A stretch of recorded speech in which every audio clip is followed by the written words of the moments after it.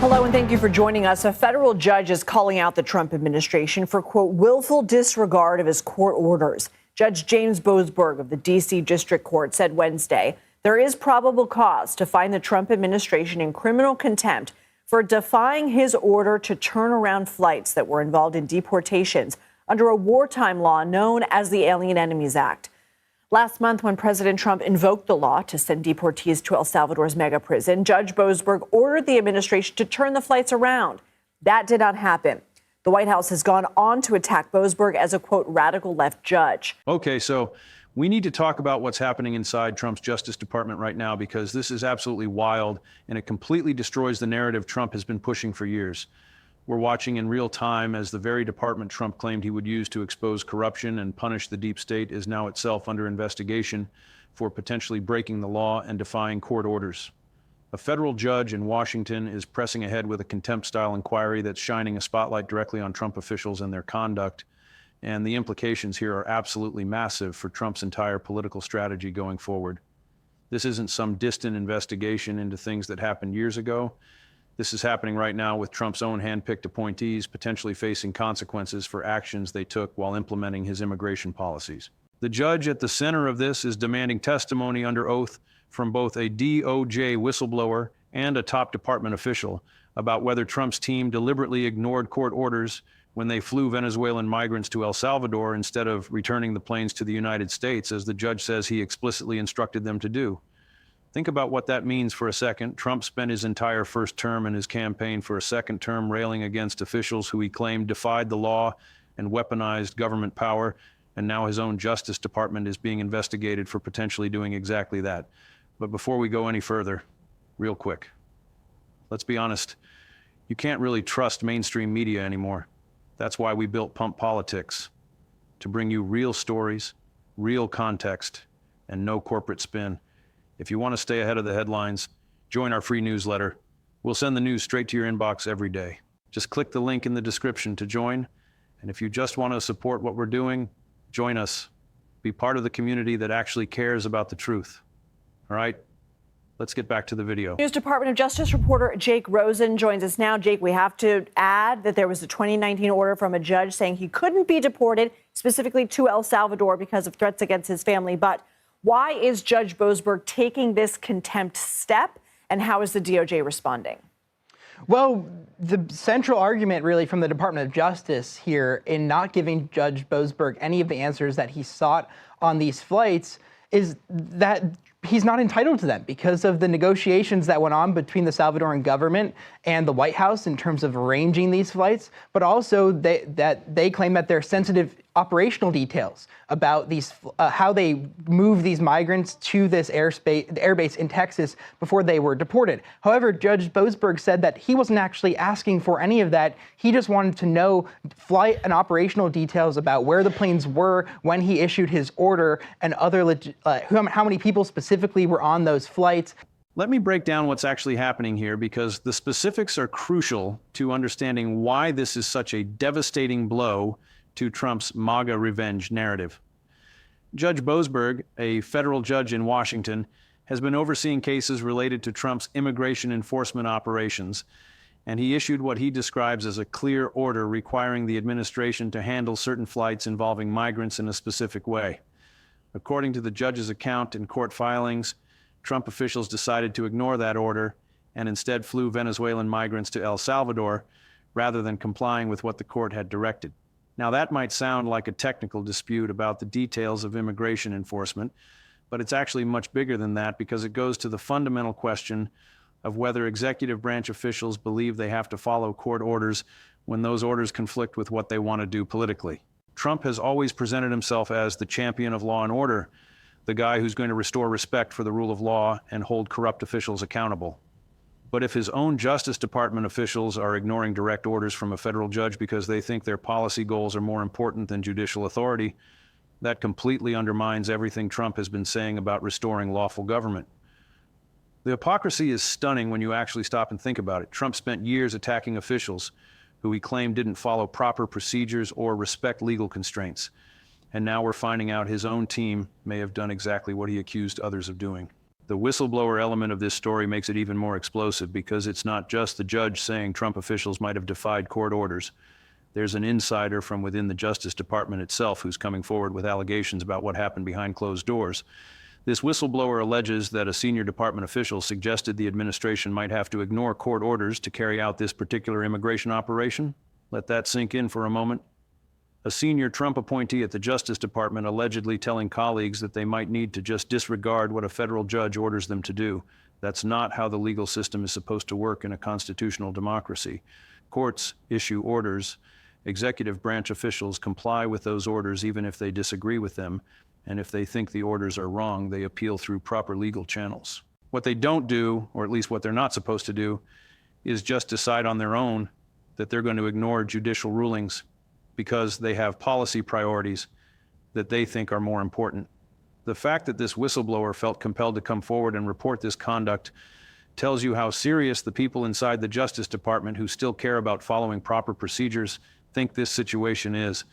These aren't outside critics or political opponents making vague accusations. This is someone from inside Trump's own Justice Department saying that senior officials discussed ignoring court orders. Judge Boasberg has now ordered both the whistleblower and a top DOJ official to testify under oath about what happened, which means we're going to get sworn testimony in court about whether Trump's team deliberately defied judicial authority. That's a huge deal because testimony under oath carries real consequences. If someone lies under oath, that's perjury, which is a federal crime that can result in prison time.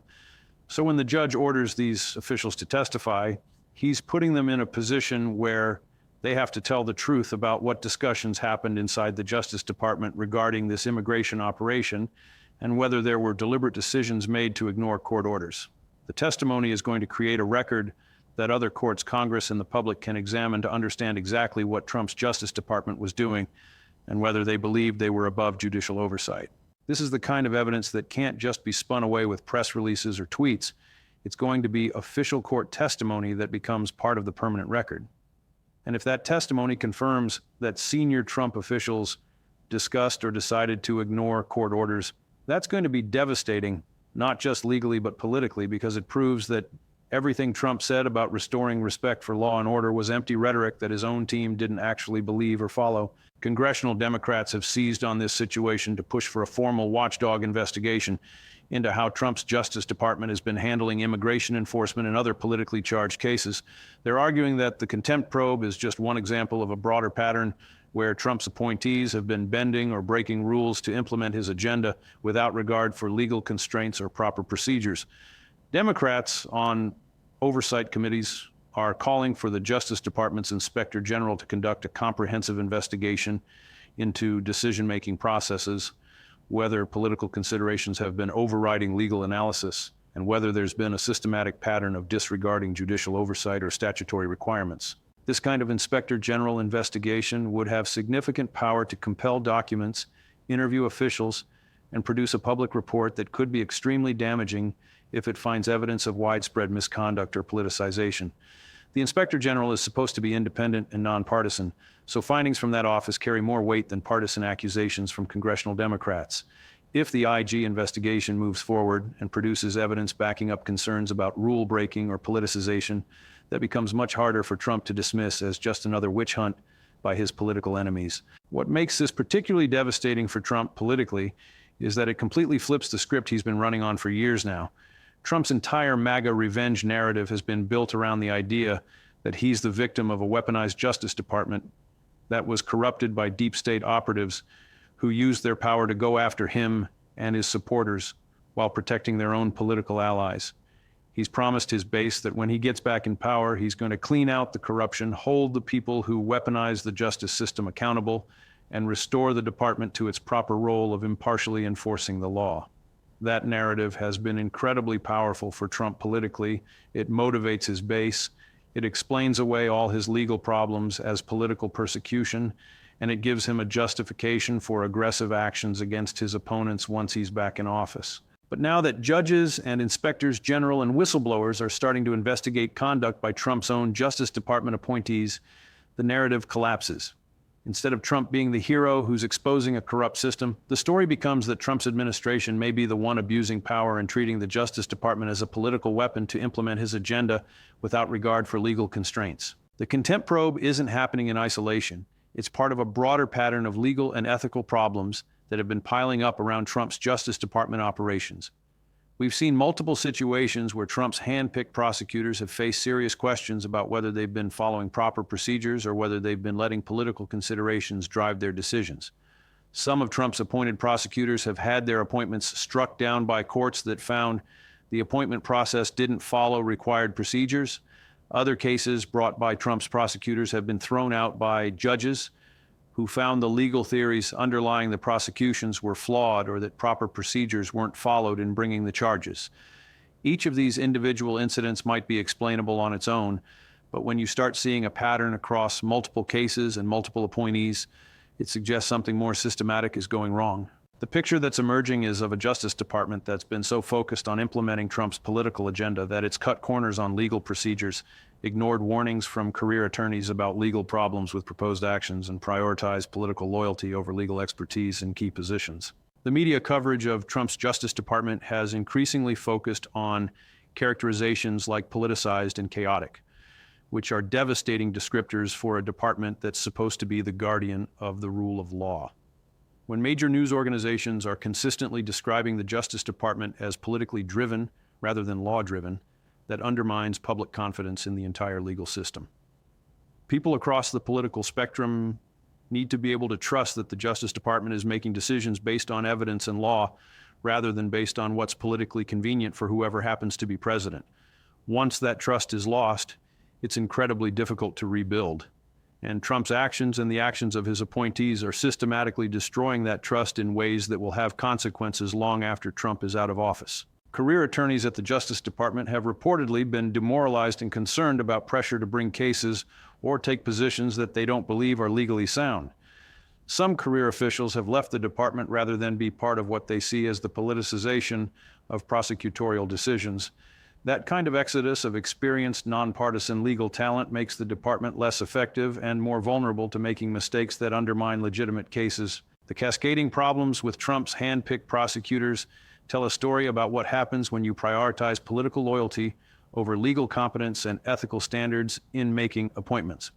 Trump has consistently chosen prosecutors and senior Justice Department officials based primarily on whether they're willing to aggressively pursue his political agenda rather than based on their reputation for sound legal judgment and commitment to nonpartisan law enforcement. That appointment strategy produces officials who are willing to push legal boundaries and ignore traditional constraints because they see their primary mission as delivering political wins for Trump rather than upholding the law regardless of political consequences. The results are now clear. Courts are striking down actions taken by these officials, investigations are being launched into their conduct, and the department's reputation is being seriously damaged. It's a classic case of short-term political thinking producing long-term institutional damage that will take years to repair. The political implications of all this are enormous as we head toward the 2026 midterm elections and beyond. Trump has built so much of his political message around the idea that he's going to punish the deep state and expose corruption in the Justice Department. But voters are now seeing headlines about contempt probes into Trump's own officials, whistleblowers coming forward from inside Trump's Justice Department to report misconduct, and investigations into whether Trump's appointees have been breaking rules and ignoring court orders. That makes it much harder for Trump to sell his narrative that he's the champion of law and order who's going to clean up corruption. How can you claim to be restoring respect for the rule of law when your own Justice Department is being investigated for potentially defying court orders? How can you claim to be draining the swamp when whistleblowers from your own administration are reporting misconduct? The contradiction is so glaring that even some Trump supporters are starting to express concerns about whether his Justice Department has gone too far in politicizing law enforcement. Trump's likely response to all this is entirely predictable. He'll lash out at the judge, attack the whistleblower as a disgruntled employee or deep state plant, claim the whole thing is a political hit job, and try to rally his base around the narrative that he's still the victim of a corrupt system. That playbook has worked for Trump many times before when he's faced legal or political problems, but there are reasons to think it might be less effective this time. First, the evidence is coming from inside his own Justice Department, which makes it harder to claim this is just his political enemies making things up. Second, we're talking about potential defiance of court orders, which even many conservatives who support Trump's policy goals believe is a serious problem that undermines the rule of law. Third, the pattern of problems across multiple cases and multiple appointees suggests this isn't just one isolated incident that can be explained away. And fourth, we're getting closer to an election cycle where voters will be making decisions about whether Trump's approach to governing has been effective or whether it's created more problems than it solved. The damage to Trump's MAGA revenge narrative could be profound and lasting because that narrative has been so central to his political identity and his appeal to his base. Trump's supporters have invested emotionally in the idea that he's fighting against a corrupt system on their behalf and that his legal problems are all the result of political persecution by that corrupt system. If it becomes clear that Trump's own Justice Department has been engaging in the same kinds of behavior that Trump accused his opponents of, weaponizing the department for political purposes, ignoring legal constraints when they're inconvenient, prioritizing political loyalty over professional competence, then the entire narrative collapses. Trump can't simultaneously be the victim of a weaponized Justice Department and the architect of his own weaponized Justice Department. The cognitive dissonance becomes too much even for supporters who've been willing to give Trump the benefit of the doubt on other controversies. What we're witnessing is fundamentally a crisis of accountability where the question is whether Trump and his appointees believe they're subject to the same legal constraints as everyone else, or whether they think their political mandate gives them authority to ignore courts, disregard procedures, and prioritize political goals over legal requirements. This is one of the most important questions in American democracy because the entire system depends on officials accepting that they're bound by law even when following the law is politically inconvenient or prevents them from doing things they think are important. If presidents and their appointees start regularly ignoring court orders because they disagree with judicial rulings, the separation of powers breaks down and we're on a path toward authoritarianism where the executive branch is effectively unconstrained by the other branches of government. That's not hyperbole, that's just a description of what happens when executive branch officials stop accepting judicial authority as binding on their actions. The whistleblower's allegations that senior Trump officials discussed potentially ignoring court orders is particularly chilling because it suggests this wasn't just a mistake or a misunderstanding. It was a deliberate decision to prioritize policy goals over legal requirements. If officials are sitting around in meetings discussing whether they need to follow court orders or whether they can just ignore them because their immigration enforcement agenda is more important, that reveals a mindset that's fundamentally incompatible with constitutional governance. Courts exist precisely to check executive power and ensure that even when presidents have strong political support for their policies, they still have to implement those policies within legal bounds. When executive branch officials start treating judicial oversight as optional or as an obstacle to be worked around rather than a constraint to be respected, the entire constitutional structure is under threat. The irony of Trump's situation would be almost funny if the stakes weren't so serious. Trump has spent years railing against officials who he claimed operated outside legal constraints. He's called for prosecution of Hillary Clinton for allegedly mishandling classified information. He's attacked FBI officials for allegedly abusing their authority in investigating his campaign. He's denounced prosecutors for allegedly weaponizing the justice system against him. Every one of those criticisms was based on the principle that government officials must follow the law and that when they don't, they should face consequences. But now we're discovering that Trump's own officials may have been ignoring court orders, that his Justice Department may have been operating with political motivations rather than purely legal ones, and that his appointees may have been cutting corners on procedures because they were so focused on delivering political wins. Trump can't have it both ways. Either officials need to follow legal procedures and respect constraints even when it's inconvenient, or they don't. If the rules Trump insisted should apply to his opponents don't also apply to his own team, then he's not actually interested in law and order. He's just interested in using the language of law and order as a weapon against his political enemies while exempting himself and his allies from the same standards. The coming testimony in Judge Boasberg's contempt proceeding is going to be a crucial moment because it will force Trump officials to either admit under oath that they discussed or decided to ignore court orders or commit perjury by lying about those discussions. Either outcome is bad for Trump. If they admit the conduct, it confirms that his Justice Department operated with contempt for judicial authority. If they lie about it and get caught, it creates additional criminal exposure and proves that officials were willing to commit perjury to cover up misconduct. The judge's decision to require this testimony shows he's taking the allegations seriously and is determined to get to the bottom of what happened.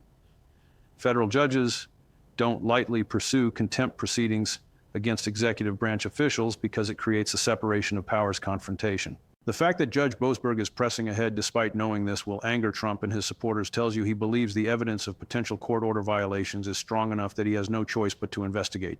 The broader implications for American governance are significant, regardless of how this particular case turns out. If Trump officials defied court orders and face no serious consequences, it establishes a precedent that executive branch officials can ignore judicial rulings when they find them politically inconvenient. That would be devastating for the rule of law and would encourage future presidents to similarly disregard court orders.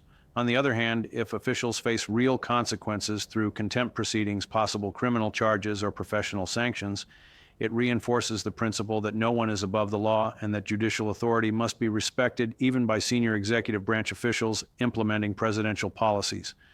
The outcome of this case will influence how future administrations approach questions about whether and when they need to comply with court orders they disagree with. Trump's political future may hinge, in part, on how these Justice Department investigations play out.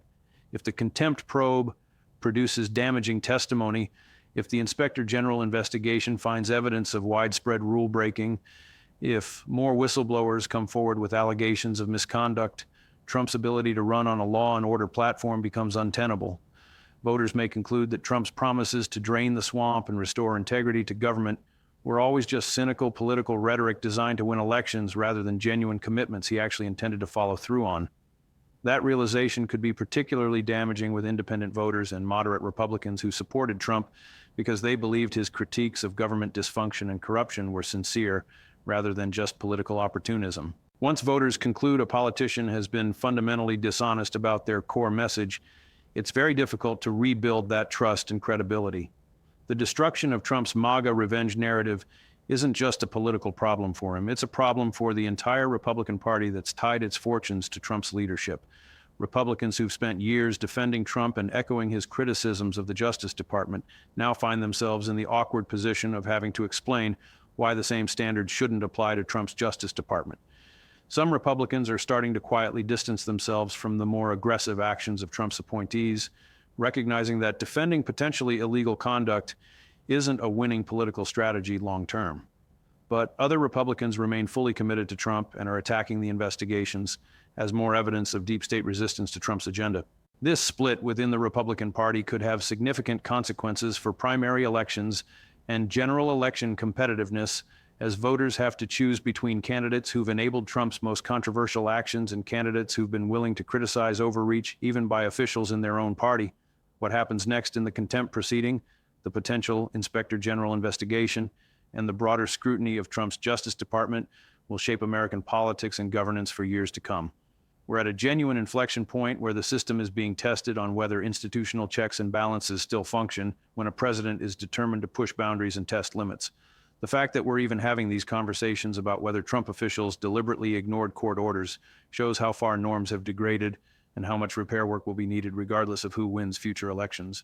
But the immediate question is whether accountability mechanisms still work, whether judges can effectively enforce their orders against executive branch officials, whether whistleblowers can expose misconduct without being destroyed professionally, whether inspectors general can conduct independent investigations even when they might embarrass political appointees, and whether there are any real consequences when senior officials allegedly break rules or defy courts. The answers to those questions will determine whether American democracy emerges from this period strengthened or permanently weakened by the erosion of constraints on executive power.